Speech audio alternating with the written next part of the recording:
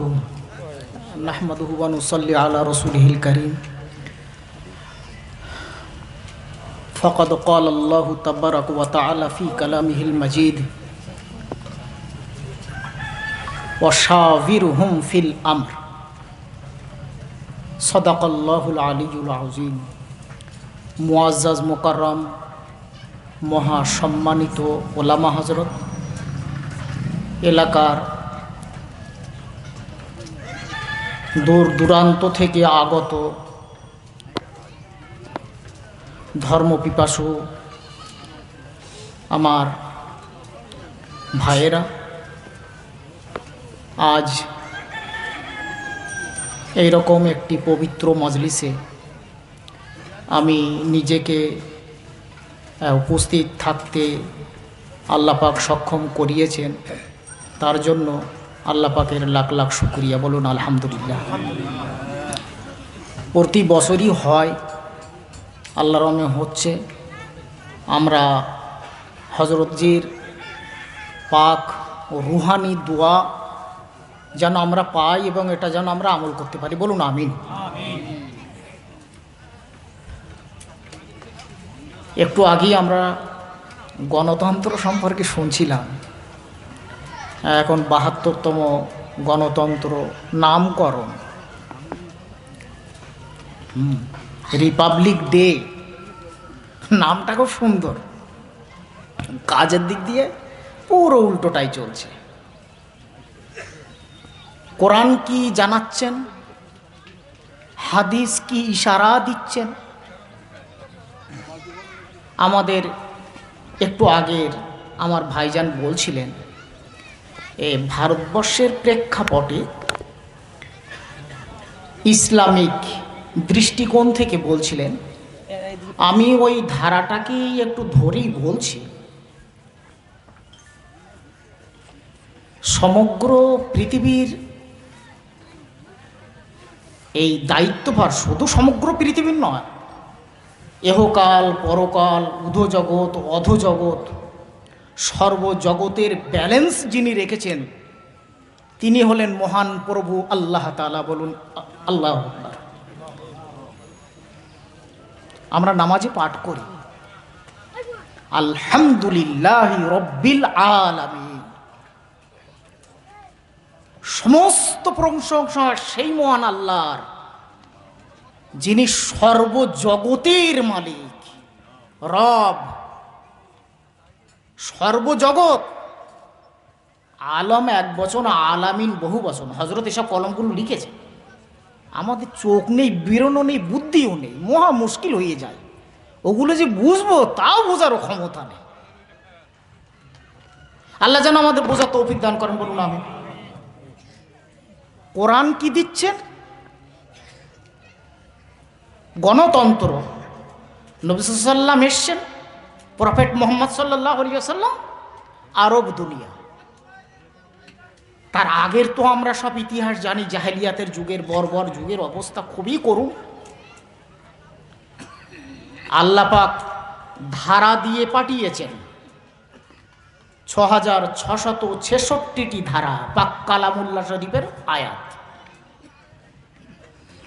এই ধারাই চালাতে হবে, শুধু আপনার এই লাইফটুকু নয়, কিয়ামত পর্যন্ত চলবে এই ধারা, বলুন সুবহানাল্লাহ। ওয়াশাবিরহুম ফিল আমর, তোমরা কাজের জন্য পরামর্শ করবে একে অপরকে নিয়ে। ওয়াশাবিরহুম ফিল আমর,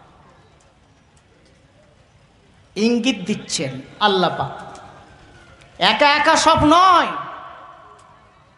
লিডার ঠিকই আছো, কিন্তু তোমার প্রজাদের নিয়ে চলতে হবে। ওয়াশাবিরহুম ফিল আমরি, consult them in the matter of administration. তোমার অ্যাডমিনিস্ট্রেটিভ পাওয়ারকে চালাতে গেলে প্রজাদেরকে নিয়ে একটু আলাপ আলোচনা করতে হবে, পরামর্শ করতে হবে। আহা, কে শিখাচ্ছেন? আল্লাহ তাআলা। ওয়াশাবিরহুম ফিল আমরি, কাজের জন্য ওদের সঙ্গে পরামর্শ করো। হযরত ইব্রাহিম আলাইহিস সালাতু ওয়াস সালাম আল্লাহ পাক বলছেন, ইন্নী জাইলুকা লিন্নাসি ইমামা। ও ইব্রাহিম, আমি তোমাকে লোকদের জন্য, আপামর জনসাধারণের জন্য আমি ইমাম নির্বাচন করলাম। বলুন সুবহানাল্লাহ। ইব্রাহিম আলাইহিস সালাতু ওয়াস সালাম খুশি হয়ে গেলেন। এবার পরিবারতন্ত্র মনে করছেন আমাকে আল্লাহ পাক তো ব্যাস ইমাম করে দিয়েছেন, আমার বংশ পরম্পরা। কলা ওয়ামিন যুররিয়াতি, আল্লাহ আমার বংশ পরম্পরা সব এইসব থাকবে, আমার ইমাম, আমার এই ইমামতি, আমাকে আল্লাহ লিডার করেছেন, ঠিকই আছে। কলা অমিন যুররিয়াতি, আমার বংশ পরম্পরায় আমার যে যুররিয়াত, আমার বংশধরা আসবে, আমার রক্তের সঙ্গে সম্পর্ক, নেক্সট জেনারেশন, আমার যারা উত্তরাধিকারী, আল্লাহ বলছেন লা ইয়ানালু আহাদি আযলিমিন, আমার প্রতিশ্রুতি অত্যাচারীদের জন্য নয়। ইঙ্গিত কিন্তু ঘুরিয়ে দিলেন, তোমার পরিবারের ভিতরে তোমার পরিবারতন্ত্র ইসলাম নন, আমি তোমাকে নির্বাচন করেছি, পরবর্তীতে তোমার পরিবারের ভিতরেও যদি কোনো অত্যাচারী থাকে তার জন্য আমার প্রতিশ্রুতি, আমার প্রপোজাল তাদের জন্য নয়। গণতন্ত্র কাকে বলে দেখিয়ে দিয়েছেন ইব্রাহিম আলাইহিস সালাতু ওয়াস সালামকে। হ্যাঁ, কোরআন শরীফ আল্লাহ রসুল বলছেন আল খালকু ইয়ালুল্লাহ, সমস্ত সৃষ্ট বস্তু এসব আল্লাহর পরিবার সদৃশ, আল্লাহর পরিবার সদৃশ। আল খালকু ইয়ালুল্লাহ আহাব্বুল খালকি ইলাল্লাহি মান আহসানা ইলা ইয়ালিহি, আল্লাহর কাছে সেই সবথেকে বেশি প্রিয়তম যে আল্লাহর পরিবারকে ভালোবাসে। বলুন সুবহানাল্লাহ। আমরা সব আল্লাহর পরিবার সদৃশ, সে যে জাতের হোক, যে পাতের হোক, যে ধর্মের হোক, যে ভাষাভাষীর হোক না কেন, আমরা সব আল্লাহর পরিবার সদৃশ। বলুন সুবহানাল্লাহ। হ্যাঁ, the creation is the like the family to Allah, আমরা সব আল্লাহর ফ্যামিলি। অ্যান্ড হু বিহেভস, যারা তাদের সঙ্গে ভালো ব্যবহার করবে, হিজ ক্রিয়েশন, তার মখলুকাতের সঙ্গে অনেস্টলি, সততার সঙ্গে ভালোবাসবে, is the most beloved to him, আল্লাহর কাছে সেই সব থেকে প্রিয়তম। আমাদের একে অপরকে প্রত্যেককে ভালোবাসতে শিখতে হবে। ভালোবাসা আল্লাহ রসুল দেখিয়ে দিয়েছেন, কোনো সেমিনারে ভাষণ নয়, আমি বক্তব্য দিয়ে গেলাম তা নয়, কোনো সেমিনারের ভাষণে নয়, কোনো আসরে নয়, প্র্যাকটিক্যাল ফিল্ডে তিনি দেখিয়ে দিয়েছেন। হযরতে আবু বকর রাদিয়াল্লাহু তাআলা আনহু, হযরতে ওমর রাদিয়াল্লাহু তাআলা আনহু, হযরতে আবু হুরায়রা রাদিয়াল্লাহু তাআলা আনহু, হযরতে উসমান রাদিয়াল্লাহু তাআলা আনহু, এসব প্রবর সাহাবা একই আসরে, একই অনুষ্ঠানে নিয়ে তাদের সঙ্গে আলোচনা। একবার দেখেছি আমরা এরা কারা, কে কোন দিক থেকে আসছে। হযরতে আবু বকর রাদিয়াল্লাহু তাআলা আনহু জ্ঞানী গুণীদের ভিতরে অন্যতম। হ্যাঁ, হযরতে উসমান রাদিয়াল্লাহু তাআলা আনহু ধনী শ্রেণীর অন্যতম। খুব ভালো করে লক্ষ্য করুন, হযরতে উসমান গনি ধনী শ্রেণীর মানুষ, হযরতে আবু হুরায়রা রাদিয়াল্লাহু তাআলা আনহু গরিব শ্রেণীর মানুষ। হ্যাঁ, সুতরাং কে সাদা, কে কালো, কে ধনী, কে গরিব, সাদা কালো, ধনী নিধন, এসবের কোনো ভেদাভেদ না রেখে তিনি সকলকে একই আসরে বসিয়ে তিনি এই ইশারা দিচ্ছেন, যে তোমাদের ভিতরে সংহতি থাকতে হবে, সর্বোপরি সংহতির রূপ প্রাণটাকে করতে হবে। এটা কোনো সেমিনারের আসরে নয়, ভাষণে নয়, তিনি প্র্যাকটিক্যাল দেখিয়ে দিয়েছেন।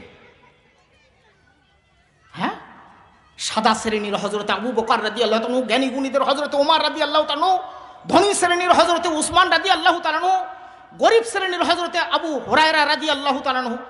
অতএব সাদা কালো, ধনী নিধন, জ্ঞানী মূর্খ, স্বদেশী বিদেশি কোনো পার্থক্য তার কাছে নেই। সব একই আসরে বসিয়ে তিনি একটু সংহতির ইশারা ইঙ্গিত দিয়েছেন।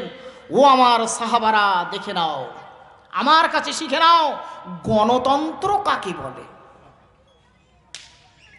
মান আশবা ওয়াজারুহু জায়উন ইলা জানবিহি ফালাইসা মিন্নি।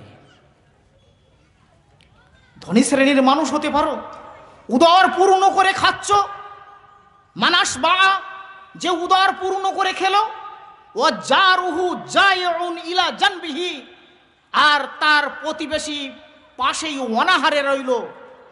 আল্লাহ রসুল বলছে ও আমার উম্মতভুক্ত না। আহ, কি জিনিস,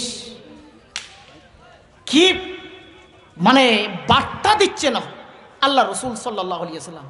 তিনি চেয়েছিলেন সমগ্র বিশ্বের মানব শাসন হবে, সভ্যতা হবে, সমতা হবে, এগুলো সব থাকবে। তার বাণীর দিকে ইঙ্গিত তিনি দিয়ে দিয়েছেন যে সমগ্র বিশ্ব মানব এক অভিন্ন জাতি। তিনি চেয়েছিলেন গোটা বিশ্বের মানুষ এক পতাকা তলে আসুক, এবং সেই পতাকার ঝান্ডার মূল মন্ত্র থাকবে লা ইলাহা ইল্লাল্লাহ। কি মূল মন্ত্র? আমি মিস্টার আব্রাহাম লিঙ্কন, আমেরিকার প্রেসিডেন্ট, নট দ্যাট। মন্ত্র থাকবে আল্লাহ ছাড়া অন্য কোন উপাস্য নেই। এই ঝান্ডার পতাকা তলে আসতে হবে। তিনি চেয়েছিলেন ইউএনও, ইউনাইটেড নেশন অর্গানাইজেশন, সম্মিলিত জাতিপুঞ্জ, তাকে এখান থেকে শিক্ষা দীক্ষা নেওয়ার দরকার আছে। যদি নিতে পারে তাহলে আজকের ইতিহাস বদলে যাবে। বুঝতে পেরেছেন? আমেরিকার ভূতপূর্ব প্রেসিডেন্ট আব্রাহাম লিঙ্কন, তিনিও কিন্তু পরবর্তীতে এই ইসলামের ওই ঝান্ডার তলের বাণীকে অনুসরণ করেছেন। Government of the people, by the people, for the people. জনগণের জন্যই সরকার গড়বে, জনগণ, সরকার জনগণের জন্যই সরকার। কত সুন্দর কথা। Government of the people, by the people, for the people. জনগণ দ্বারাই গভর্নমেন্ট নির্বাচিত হবে। এটা আমার আপনার কথা না। সেই সোনালী বাণী কোথায় গেল? শুধু মুখে বুলি ভরা কবজালে তো হবে না, প্র্যাকটিক্যাল ফিল্ডে দেখিয়েছেন আল্লাহ রসুল সাল্লাল্লাহু আলাইহি ওয়াসাল্লাম। তিনি চেয়েছিলেন যে সমগ্র শাসন হবে, সব সভ্যতা আনা হবে। সরকার কিভাবে গড়ব, পরিবার কিভাবে গড়ব, আল্লাহ রসুলের চিন্তাধারা এবং উদ্দেশ্য ছিল সমগ্র মানব এক এবং অভিন্ন জাতি, যার নাম মানব জাতি। একটি মাত্র পরিবার, যার নাম মানব পরিবার। একটি মাত্র শাসন, যার নাম মানব শাসন। একটি মাত্র সরকার, যার নাম বিশ্ব সরকার। একটি মাত্র সভ্যতা, যার নাম বিশ্ব সভ্যতা। একটি মাত্র সংস্কার, যার নাম বিশ্ব সংস্কার। শুধু আরবের বুকে এসেছিলেন, কিন্তু ফোকাস দিয়েছেন 7 কন্টিনেন্টস। বুঝতে পেরেছেন? 7টা মহাদেশে আলো চলে গেছে, ইসলামের আলো। বলুন সুবহানাল্লাহ। এটা উইদিন 40 বছর থেকে 63, উইদিন 23 ইয়ার্সের ভিতরে সারা বিশ্বে ইসলামের আলো কিন্তু ফোকাস দিয়েছে। বলুন সুবহানাল্লাহ। বুঝতে পেরেছেন?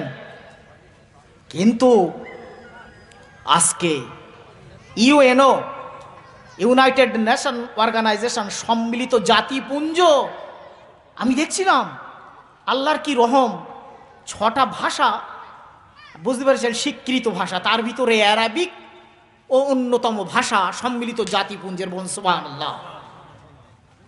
বুঝতে পেরেছেন? সম্মিলিত জাতিপুঞ্জের যে ভাষাগুলো আছে তার ভিতরে এই আমাদের অ্যারাবিক ভাষাটাও সম্মিলিত জাতিপুঞ্জের ভিতরে ঢুকে পড়েছে। ফ্রান্স ঢুকে পড়েছে, ইংলিশ ঢুকে পড়েছে, রাশিয়ান ঢুকে পড়েছে, স্প্যানিশ ঢুকে পড়েছে, চাইনিজ ঢুকে পড়েছে, অ্যারাবিক। এই 6টা ল্যাঙ্গুয়েজ কিন্তু ইউএনওর স্বীকৃত ল্যাঙ্গুয়েজ। উল্টো পাল্টা করলে তো আর হবে না।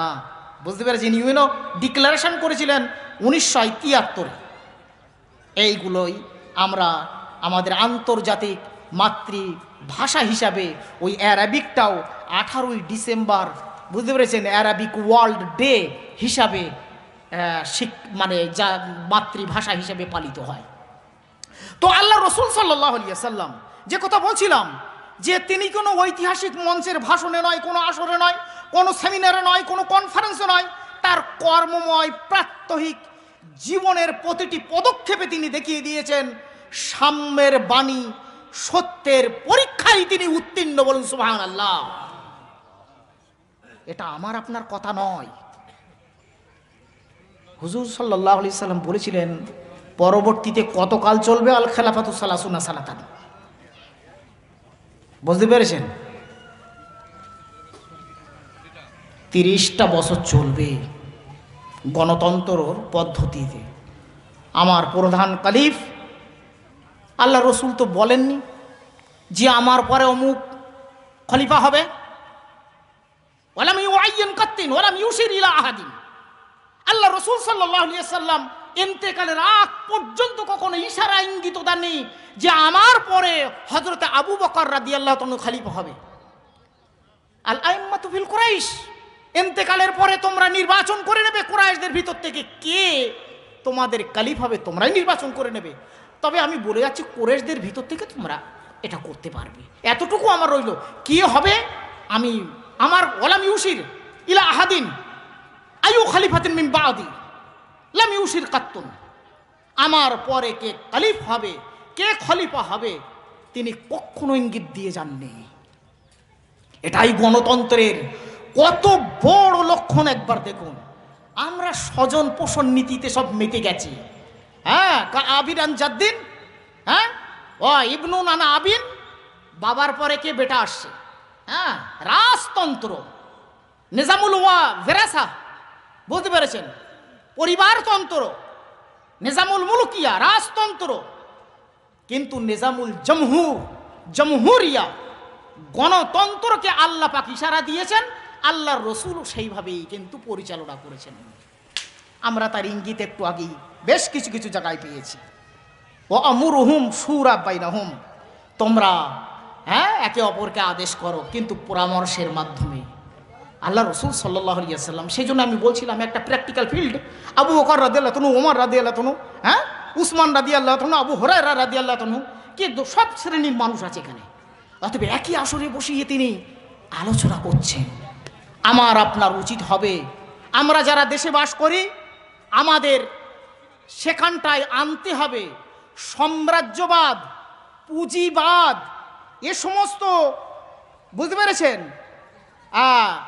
এই বিষময়বাদ, এগুলো কিন্তু হত্যা করিয়ে আমার আপনার উচিত হবে গণতন্ত্রের বাণীগুলোকে একটু ফোকাসে আনা।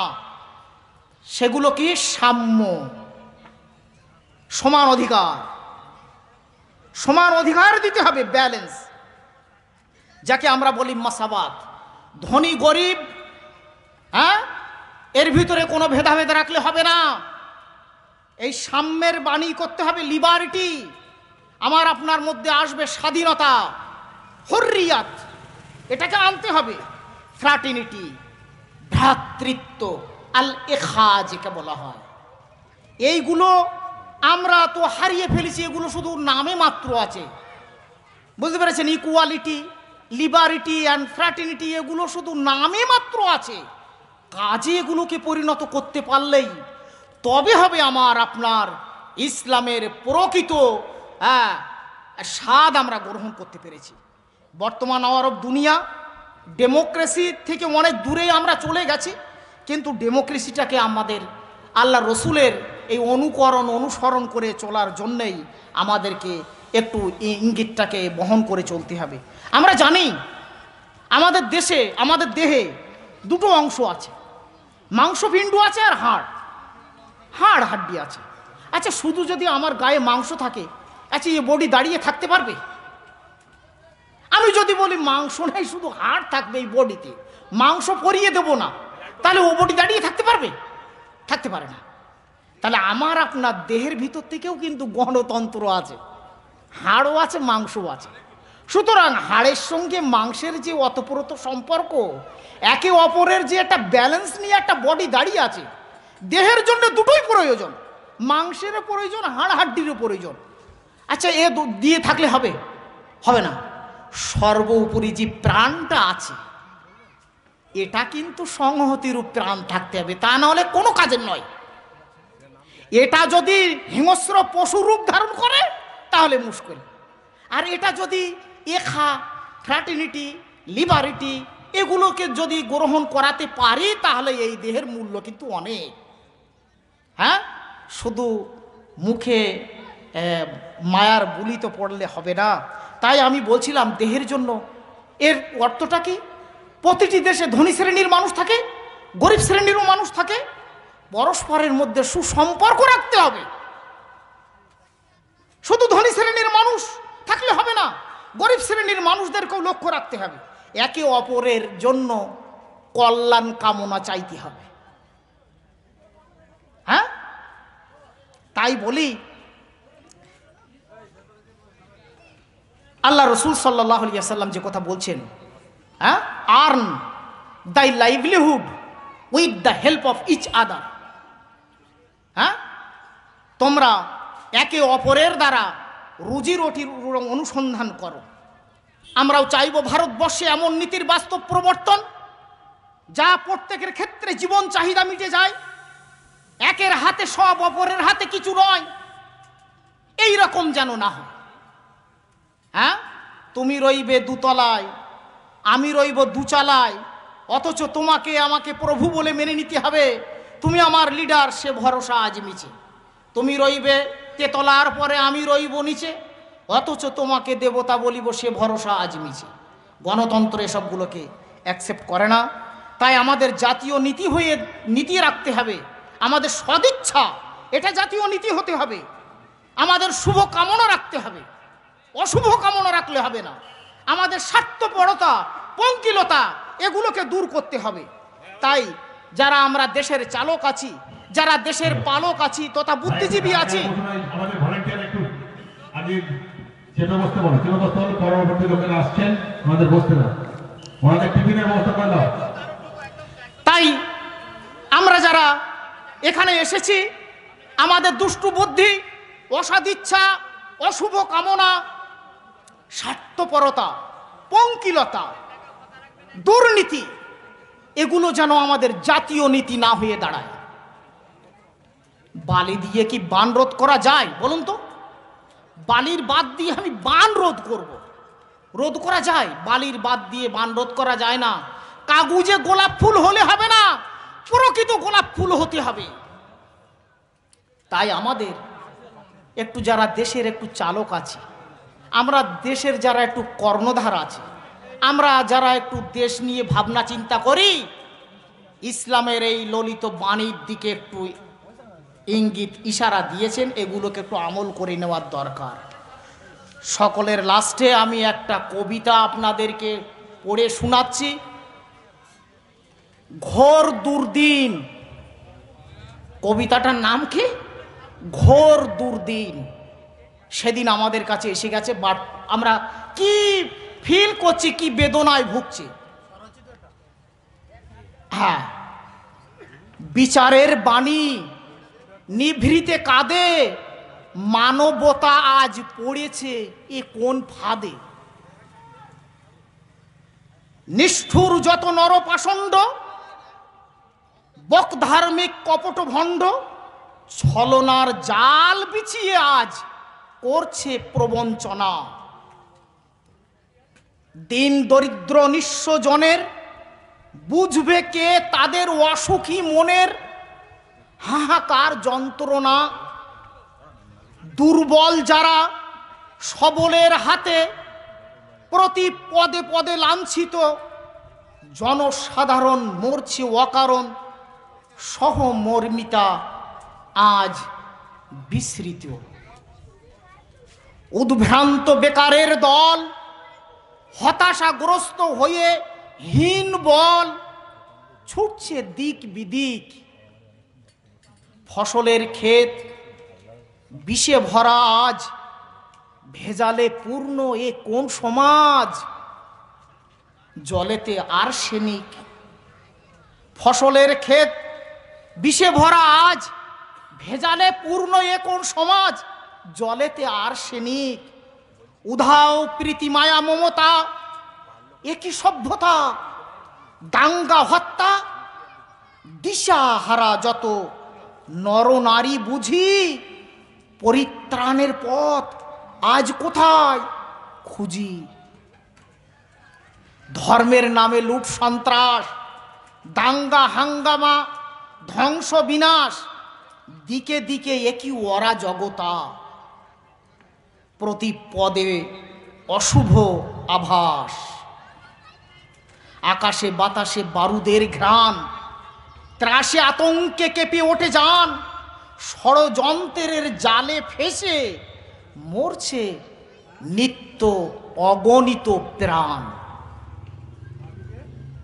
যুদ্ধ উন্মাদ লিডারের মনে, নেতার মনে উত্তরণের আশা রাখি প্রাণে।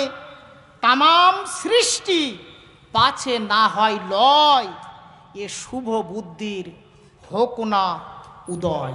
আসসালামু আলাইকুম।